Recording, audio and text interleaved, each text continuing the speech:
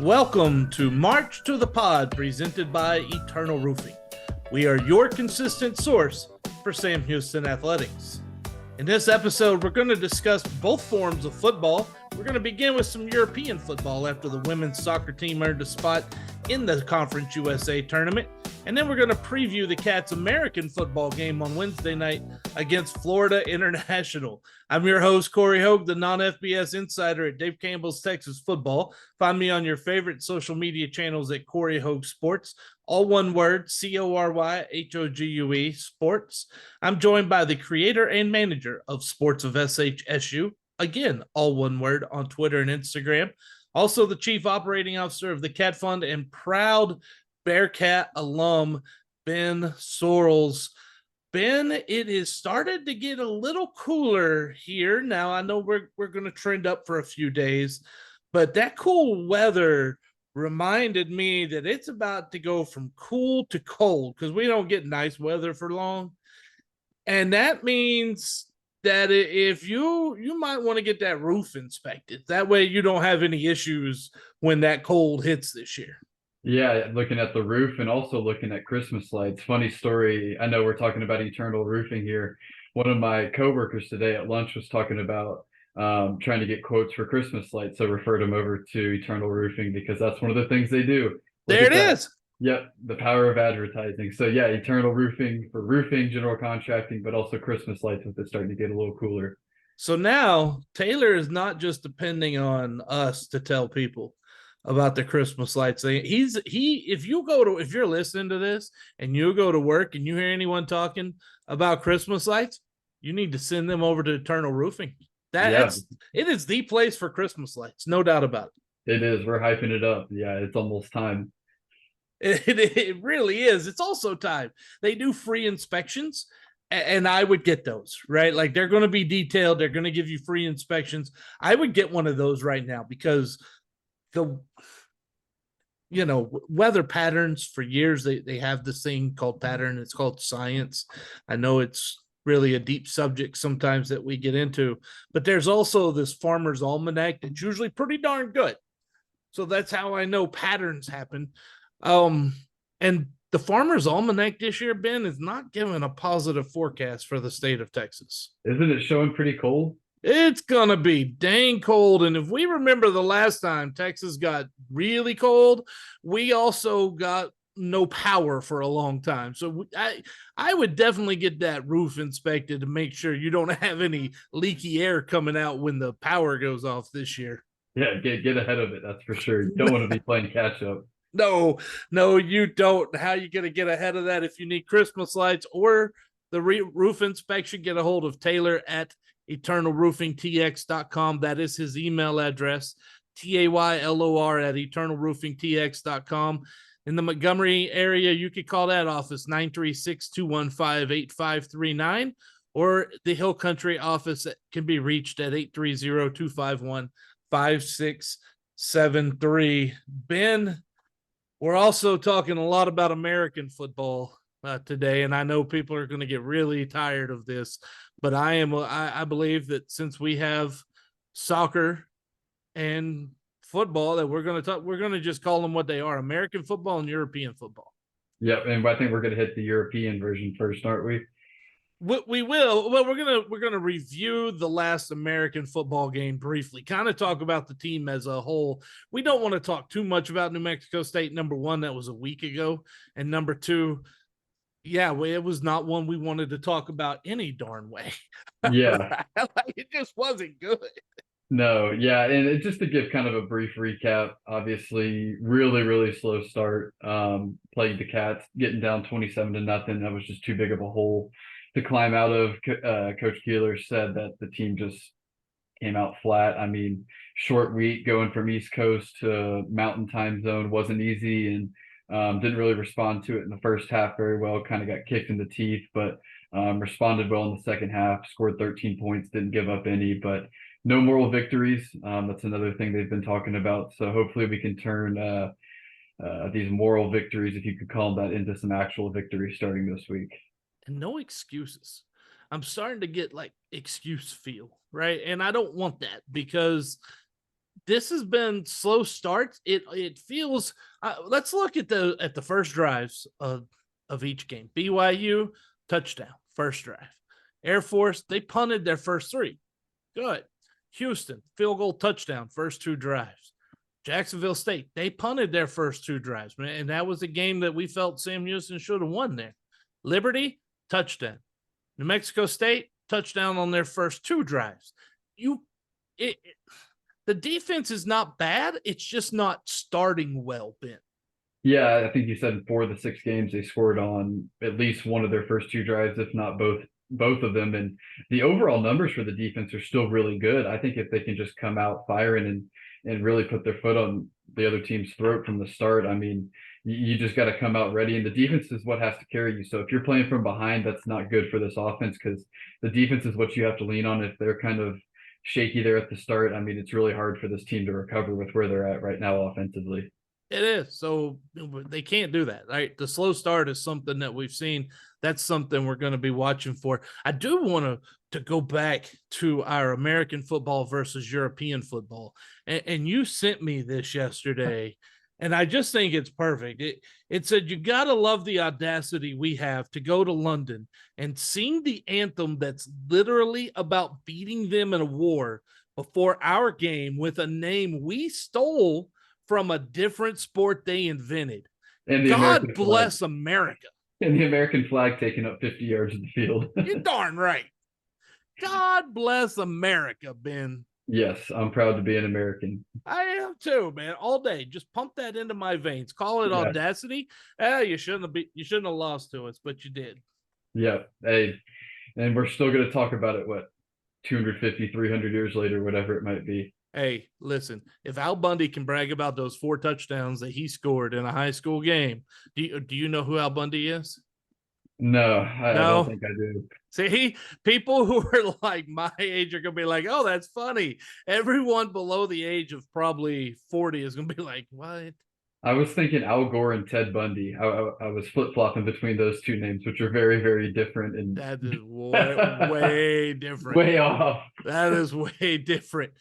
Wow. This whole podcast just went off the rails right there. You got to do it at some point. Just get it out of the way now. Yeah, we do it every podcast. What's the difference? Right. Anyway, well, we are this is the perfect time to advertise that we're a podcast on the Republic of Football Network, right? We need to let people know to go to the Republic of Football Network. You'd be really proud of us over there. They're also an extension of Dave Campbell's Texas Football. Please like and subscribe to the podcast. Follow us on the various social media platforms, including Twitter, Facebook, Instagram. I'm really trying to get on Threads a lot more. They're getting that desktop app and application better, Ben. So Threads is starting to become a reliable place. On all of those, find us on March to the Pod. March, the number 2, the Pod, all one word. And a little special hello to those watching on Dave Campbell's YouTube page. How are you doing, Ben? Now we're heading back to Europe. Some European football, and the women's soccer team, boy, they improve a lot this year. They have. Yeah, year 2 under Sonia Carvello has really taken a step in the right direction. That's for sure. And this is what we expected. I said at the beginning of the year, I thought this was a 5th, 6th, 7th place team in the conference. And it looks like they're going to be 4th or 5th. It doesn't really look like they could. I mean, they might be able to jump up to 3rd, maybe, but it looks like 4th or 5th is kind of where they're locked in. And so I think you got to be really pleased with where they're at with 2 games left to go. Already secured a spot in the conference in the conference tournament. So yeah, definitely a year trending in the right direction. That's for sure. Yeah. And that is big because this is their first season in Conference USA. And here they are, a program that was on the floor, I guess, a couple of years ago. It was not very good. And right. Now they've already secured a spot with 2 matches to play. That really says a lot about the coaching staff. It also says things can be turned around quickly, Ben. And I think that's one of the things that people are expecting to happen with every Bearcats program right now. It just isn't going to. Right. Yeah. It's going to be a tough transition for some teams, but soccer is really putting it together. And 2 games left, one of them against UTEP, who is just a couple points above last place in the conference. So that's probably a win for you. You get them at home, and then you travel to play at New Mexico State. And they're first in the conference right now. So you're probably looking at a split and looking at 4th or 5th place in the conference. And I don't think that's anything to sneeze at. I think that's an accomplishment for this year for a team that last year was at the bottom of the WAC, and years before that was at the bottom of the Southland. And I think Conference USA is a better conference than both of those two. So the fact that you're in 4th or 5th is something to be proud of, I think. It is. It's not something you would put them right about middle conference, I believe, Right. in the preview. And that's where ultimately they will end up in the regular season, but it still feels like they have kind of overachieved a little bit. A little bit, yeah. Like I said, at 4th, 5th, or 6th, or maybe 5th, 6th, 7th. I think that's what I said, 5th, 6th, or 7th. So it looks like they're probably going to be 5th at worst. So definitely a little bit of overachieving, and if they can get in that 4th or 5th spot, which it looks like they're going to do, you're probably going to play Western Kentucky. It's looking like, and that's a team that it was 0-0 up until about the 80th minute this last weekend, but Western Kentucky came out on top with a 1-0 win. So definitely looks like this could be a second round team in the tournament, playing if they play Western Kentucky again. So if you win a game in the conference tournament and get 4th or 5th, I mean, that's a huge victory for this year. It is. It is. So we'll be hoping for what is it in the tournament? Like I know the draw's not fully set yet, but is this a team that might be able to kind of make a little bit of a magical run? Yeah, I think they can. I think it's definitely a team in the second round that could make a run. I think the teams at the top, the 2 teams at the top that you played so far, FIU and Liberty, you've lost to by a combined 9-0. So looks like the second round might be kind of the peak of this team, but no reason why you can't get to the second round. And you never know what can happen. I mean, it's anybody's ball game when you get into postseason play. It really is, especially in soccer, because if you can control, stay back, you've got there's really 2 styles. There's the attacking style and there's the defending style.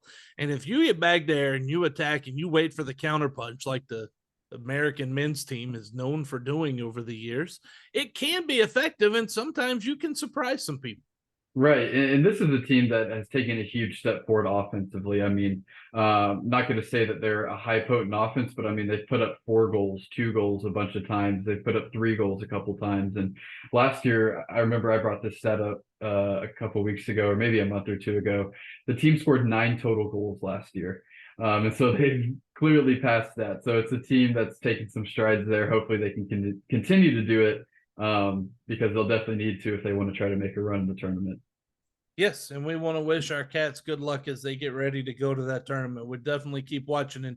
And I think it was important, Ben, for us to start off with something positive in our first leg today. The athletics program has been through some non-positives here recently, and to have some of that positive momentum, it can rub off. It's important to understand where the good times are at as well.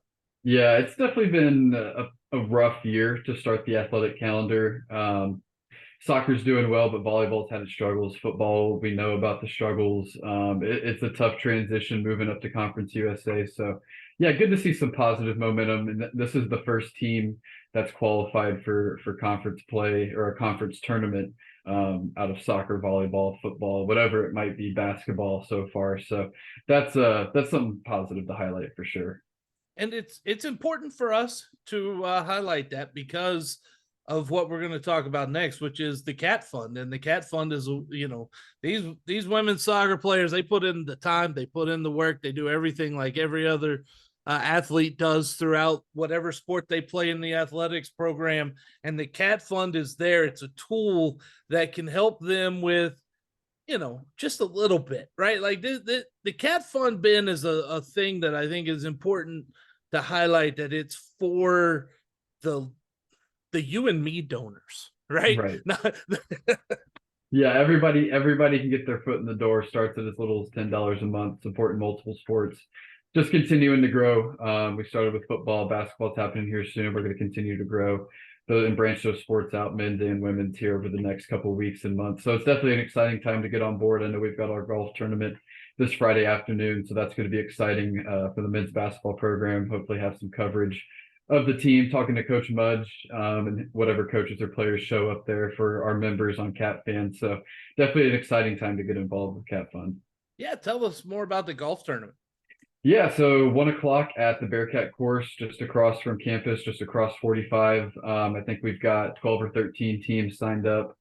We've got some sponsors, so that's going to be exciting. We're going to have some raffle items that the team is bringing, or that we're bringing on behalf of the team, and so that's going to be exciting to get to see some donors, make some money for the team.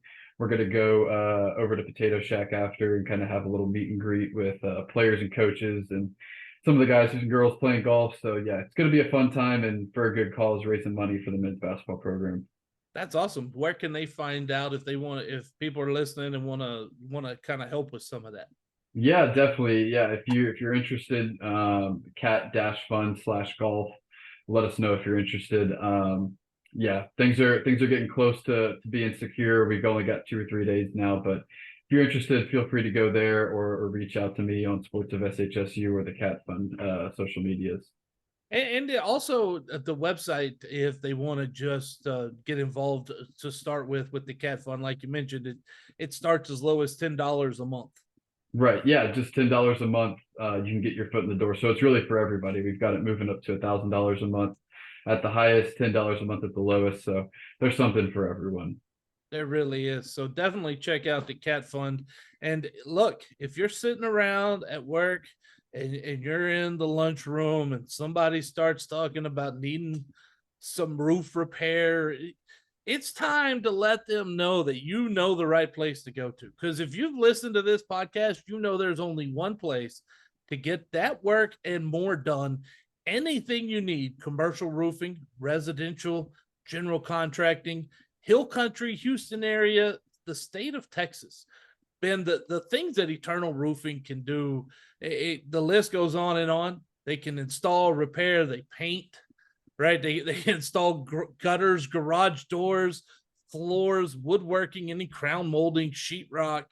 It really is a thing that does, they can do just about the handyman stuff that you need around the house. Yeah, I mean, it's a one-stop shop, that's for sure. I mean, you need it, they've got it. So, and they've got a lot of pictures of their work on there too. So, yeah, everything Cory mentioned, you can see on their website, social medias, email Taylor, and Cory will get that information going. Yeah, definitely go check out the gallery they have. They update that quite often. EternalRoofingTX.com is where you'll find the gallery and the different areas and places you can connect with them.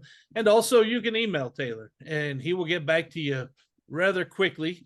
Taylor at EternalRoofingTX.com, or just give a call to one of the offices. They can help you out. In the Montgomery office is 936-215-8539. In the Hill Country, it's 830-251-5673.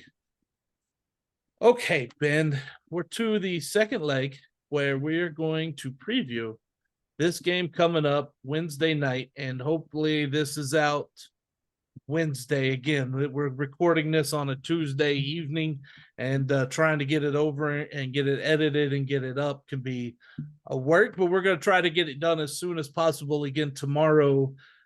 So if people are listening to this before the game starts, what should they expect to see from the Panthers? From the Panthers? Yes. Okay, yeah, I thought that's what you said. It cut out for a second. Yeah, so FIU comes in 3-4. Another team that's kind of played a soft schedule so far. Just kind of a preview of them at the quarterback position, led by a true freshman, which you hardly ever see at the FBS level, in Keon Jenkins, a guy that kind of started after starting in the second game this year and has been their full-time starter since. And he's shown some good things, definitely had his ups and downs, which you would expect from a true freshman. He's thrown 7 interceptions, thrown for 5 touchdowns, rushed for 4 touchdowns. So he's definitely a guy to watch out for on the offensive side of the ball. The team as a whole, 107th in offensive yards per game. So definitely towards the bottom of FBS rankings, and 118th in yards allowed. And so it's not a team from a stat perspective that's been super impressive. They're 2-4 against FBS competition, with those wins coming against UConn and North Texas. So, and then they've got some transitive opponents. Not that really means anything, but they lost by 32 to Liberty, lost by 17 to New Mexico State. So yeah, that's kind of a brief preview of them. They haven't hit their bye yet, so that they've played every week so far this year. So maybe they're a little tired. Going, I don't know, what is it, 7 weeks now without a bye, but yeah, that's kind of just a brief overview of what they look like and what to expect from them. I think it's important this week that Sam Houston is at home. It is only their second home game. They need to come home. And it's also important to get FIU on the road.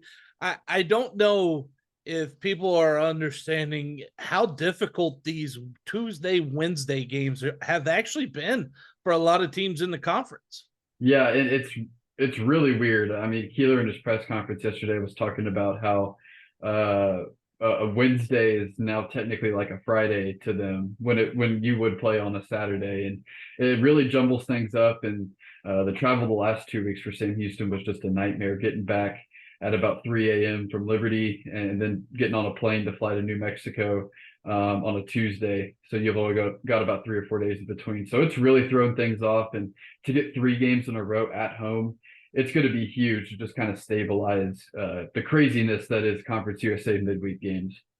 Yeah, and look, I get it. It's just not easy to adjust that. It throws your body off no matter how many times you go, oh, I'm playing Wednesday is now my Saturday. You can tell yourself that mentally, but your body is sitting over here going, no, it still feels like a Wednesday to me. Yeah, especially when you as a coaching staff, that's all you've known is 11 Saturday games and maybe 1 Thursday game. And as a player, you've only played on Friday or Saturday nights your entire life. And now you're playing on Tuesdays and Wednesdays and Thursdays, and it's really throwing things off. So I think getting back home is going to help a lot. Not to make an excuse and say going on the road is the reason why we lost, but getting back home certainly helps. No, it is not an excuse, and neither is the day of the week. Because guess what? Both teams are playing on the same day, Ben. Surprisingly, they're not allowing the Cats to play on Wednesday and another team to play on a different day against them. Hey, that might be nice, though. We could run up the score on Casper and all 11 Caspers out there. There we go. So we're going to get into previewing a little more. We've been breaking down kind of position by position group area, who we think has an advantage. I think you might be surprised as we do this. We're going to start, though, Florida International offense, Sam Houston defense, passing game. You kind of touched on it a little bit, Ben. Yeah, I'm definitely going to give the advantage to Sam Houston. I think this is probably the worst, and nothing against Keon Johnson. He's a true freshman. I mean, he's done some good things. So this is probably the worst quarterback you've faced all season long. I mean, you faced Donovan Smith at U of H, Zach Larrier at Air Force, Keaton Slovis, Diego Pavia, Caden Salter. I mean, these are really good quarterbacks. And now you're facing a true freshman who's got to go on the road. So I'm definitely going to give the advantage to Sam Houston here because of the experience we have, but also just because this is probably from a talent perspective, the worst quarterback you've played. I don't know. I don't know if I can say that, because he's, first off, they don't catch the ball well. Like, drop percentage of 12% is not real good. But his grade as a passer, he's got 5 touchdowns, 7 interceptions. The stats aren't great, right? But his grade is actually a 76.2 in passing the ball.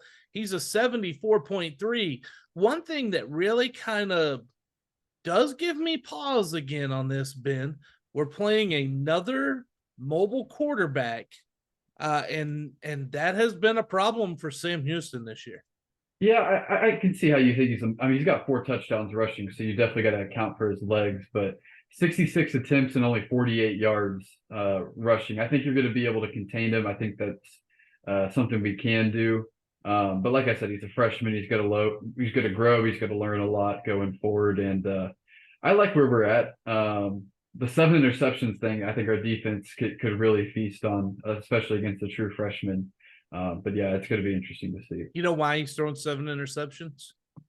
Why is that? Because they can't block you on the pass rush. Yeah. His offensive line is horrendous in pass blocking, and I do mean horrendous. 39.2 is their season grade as a pass blocking unit. That's like Sam Houston's run blocking grade. but worse. Actually, Sam Houston's run block grade is a little worse. But their pass rush grade for Sam Houston is 64.8. They should take full advantage of that. They also have a good matchup with the receivers in the secondary here. I think passing attack, really, because they can't block anyone, it's a big favor. It's big in the Cats' favor. Yeah, and one thing I'll also add about their offense and Keon Johnson is, I mean, he's 2-4 as a starter. I mean, 2-4 as a true freshman starter at FIU. The stats might not be sexy. He's turned the ball over a lot, but he's won games. I mean, he beat North Texas, he beat Maine. He's put up some decent offensive numbers in some other games. So even though the numbers might not look great, they found a way to win a couple games this year. So you can't take that. He beat UConn also. So he's won 3 games. The numbers might not look great, but they found a way to get a couple wins. Well, and you can kind of see that as we get into Florida International rushing attack against the run defense of Sam Houston. What do you think? Yeah, I'm going to give it to Sam Houston. Again, I think this is the first quarterback in a couple weeks that isn't a massive threat with his legs, which I think is a huge advantage for Sam Houston, so they can kind of key in on the running backs themselves. And it's a run defense that's pretty stout. I'm trying to look at their yards only 105 yards rushing per game, which isn't setting the world on fire. So yeah, I'm definitely going to give the advantage to Sam Houston here. These teams are very similar. Yeah. They really are. Been like, honestly, their offensive line stinks and the Cats' offensive line. I mean, you look at the run blocking, 54.1 is their grade. So they don't do that necessarily well. They do it better than they do pass blocking. But the run defense of Sam Houston is just incredible. They've graded it a 78. They tackling grade is an 83.5. The running game overall for Florida National, little bit, it's a 79.5. And sometimes that's where you throw in some of the quarterback, some of the different things or maybe they just have really good running backs that can, a Barry Sanders type or something there. Hey, I hope they don't have Barry Sanders rolling out there tomorrow night. But yeah, I mean, I think you have to give us the advantage there. I mean, 105 yards a game isn't really going to do it for me against this kind of run defense, especially when the quarterbacks you've been playing the last couple of weeks are averaging 60, 70, 80 yards a game on the ground just by themselves. I mean, Liberty's averaging over 250 yards rushing a game so far this year, I believe. So this isn't Liberty, this isn't New Mexico State, and so I think we should be able to take care of them in the run game. All right, so I'm going to give you the key for when FIU is on offense and Sam Houston's on defense. You want to watch and see what is the down and distance. What is the distance on second down and third down, right? Because if you're stopping the run, you're putting them in second and third and long. You're kind of putting them in a situation where they're going to have to pass the ball more, and that's where you take advantage of what they do the worst. Right. So I think in this game, you really want to see a second and third and 7 or more each time. Yeah, and I think that's going to be a huge key to success. I'm glad you brought that up, because if you're stopping them in the run and it's 2nd and 8, 3rd and 7, you're forcing them to throw the ball, and they've got about a 56% completion percentage, which isn't very good. You've got a quarterback that's turned it over 7 times in 5 or 6 games, and you can maybe force them into some wild throws. So, yeah, if the run defense can stand tall, I think it's going to lead to some good things elsewhere on 2nd and 3rd down. Okay, so we agree there on both of those. Let's see about the next two. Sam Houston offense versus Florida International defense. We're going to start passing game versus pass defense. Yeah, it's crazy to say. I'm probably going to give us the advantage when it comes to passing. And I've got some stats here for Keegan Shoemaker. I don't know if you want me to rattle these off here real quick.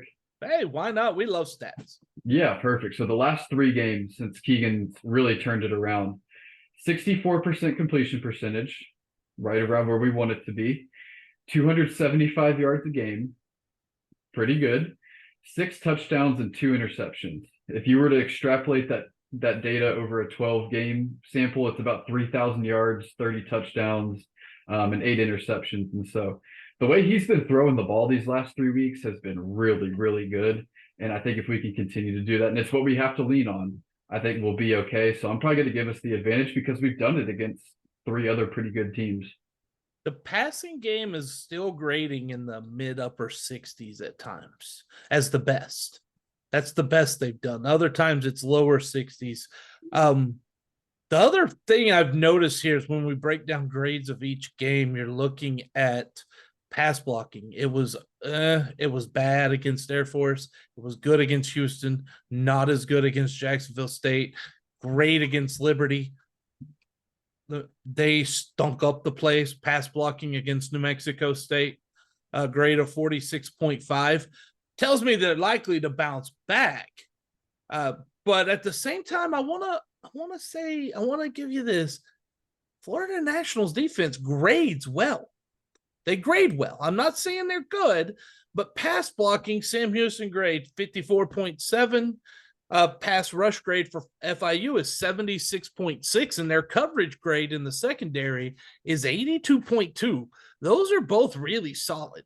It's definitely something to look out for because I know they're giving up 200 yards a game rushing, which is not good. So it shows they're a little stronger in the passing game. And I agree the pass blocking was kind of suspect last week, but I think that's just a testament to what Keegan's been able to do. I mean, last week, almost 285 yards, 67% completion percentage, 2 touchdowns and no INTs. And so I think you got to feel confident in Keegan at this point. Pass blocking, you hope holds up, due for a bounce back week after kind of a suspect week at New Mexico State. But I think I'll still give us the advantage, and it's a group that's still growing. I mean, Noah Smith did his thing again, 2 touchdowns, ton of receptions, but you've seen Malik Phillips really come on. He had 10 receptions and 134 yards last week. Alvante Woodard has started to look good.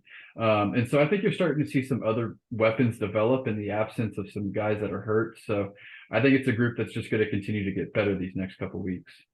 You know, I'm looking at their breakdown of defensive stats game by game, and you see it really starting to get worse after week 2. Louisiana, of course, Maine FCS, they should look good against them. After that, then North Texas, but I don't know if they've had injuries but their run defense has not been as good. Their pass rush is still okay. But the run defense we're not there yet. But I'm going to tell you, I give a very slight edge to the Panthers on passing game. Yeah, I mean, I can see that. I just really like how our passing game has developed these last couple of weeks. I think we've started to find a rhythm, which is really encouraging. So yeah, I think if they can continue to develop, that's what they're going to have to do. Malik Phillips and Alvante Woodard are going to have to continue to step up. Noah Smith is going to continue to have to get 10 plus receptions a game, and I know teams are going to start to try to take him out because of just how much he's done these last couple of weeks. But I love the progress we've made, so I'm probably going to stick with us there when it comes to the passing game. Okay, rushing attack versus run defense, man. Man, this is like an unstoppable object versus an immovable force, but they're both really bad. Yeah. I mean, I have to give the, I don't even know, like I said, they're giving up 200 yards a game rushing, which isn't great. But man, our rush offense has just been bad. I mean, you were down to your 8th or 9th tailback, and Adrian Murdahl did a great job kind of stepping in and filling in. Him and Tobias Weaver did some good things, but they're going to need more from those guys. And Coach Keeler did say that John Gentry, his status is kind of 50-50. They're hoping to get him back tomorrow. So if you can get him back in any capacity, I think that's a huge win. But until I see this team kind of prove it on the rushing end, I don't think I can pick them when it comes to our rushing offense versus their rushing defense, even if they aren't very good on that side of the ball. Yeah, we already said, I already told you their run defense has gotten worse, but the last 3 weeks they've graded 61, 65, 62. Sam Houston's run offense at best this year was their best run offense of the year was against New Mexico State. It was a 64. They just don't run the ball well. They don't block the run well. And then you add in the injuries on top of it. I give Florida International the advantage, which means, okay, this is where we really want to start breaking down what we want to see from the offense. Ben, I don't think we can just keep saying screen passes, because New Mexico State thrived on that. Now, Even the color analyst for CBS last week was asking the same question I was from about the second quarter on, as to why are you not faking a screen pass, because they're jumping them so much. So creativity can be an issue.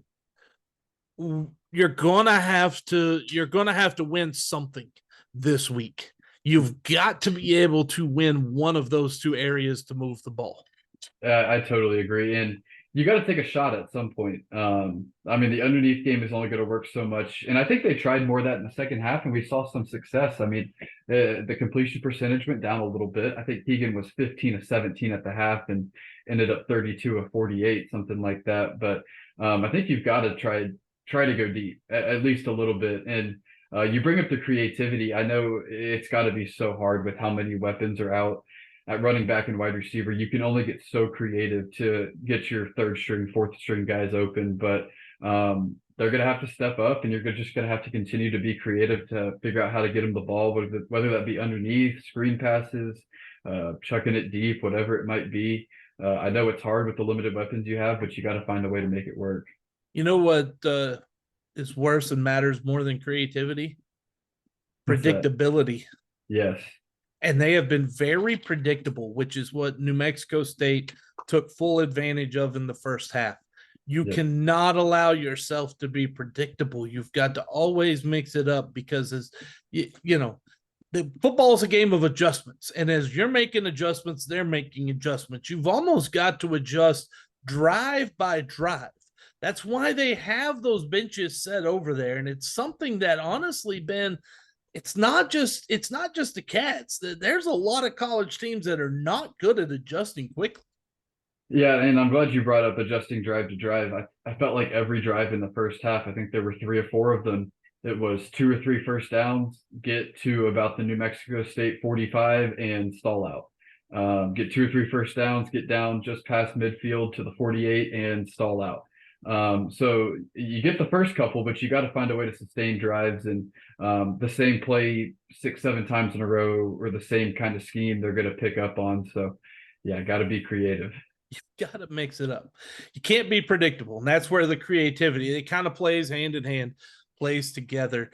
Ben, before we get into our predictions and given where we are, we're going to give one last shout out to Eternal Roofing. And thankfully, they are our sponsor. You want to know who else they sponsored? I don't even think Taylor's aware of this. So if you're listening, Taylor, congratulations. My son has his Pretend podcast, and you also sponsor it. So there's that. Hey, there you go. I mean, expanding the reach. It's getting more people to know about Eternal Roofing, which, everyone should know, because they use quality stuff, man. They've got CertainTeed shingles, which are known for their weather resistance, and with what's coming up here in the wintertime, you need that, and the longevity, and they even look good. That is important as well.